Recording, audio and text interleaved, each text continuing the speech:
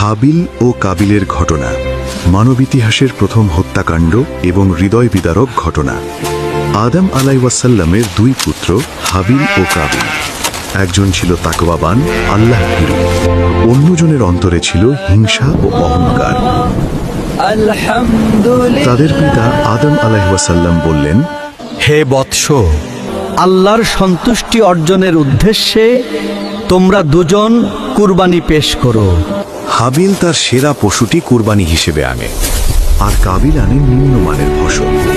এরপর আকাশ থেকে আগুন নেমে হাবিলের কুরবানি গ্রহণ করা হয়, আর কাবিলের কুরবানি উপেক্ষিত ও অগ্রাহ্য হয়। এটি দেখে কাবিল হিংসা ও ক্রোধে দগ্ধ হয়ে গর্জন করে বলল, তোর কুরবানি কবুল হলো, আর আমারটা নয় কেন?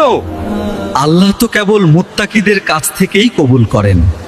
কাবিল প্রচণ্ড রেগে গিয়ে চিৎকার শুরু করলো, আমি তোকে হত্যা করব, আমি তোকে হত্যা করব। তুমি আমাকে হত্যা করতে হাত বাড়ালেও আমি তোমাকে হত্যা করতে হাত বাড়াবো না।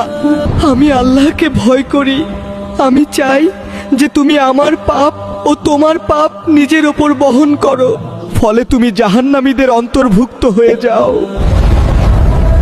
আর এটাই জালিমদের প্রতিদান।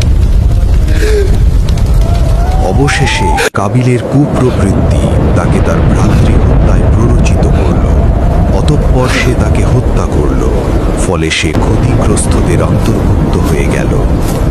অনুশোচনায় কাবিল লাশ নিয়ে দিশেহারা হয়ে গেল। তখন আল্লাহ একটি কাক পাঠালেন। সে মাটি খুঁড়ে দেখালো কিভাবে ভাইয়ের লাশ গোপন করতে হয়। হায় আফসোস, আমি কি এই কাকটির সমানও হতে পারলাম না?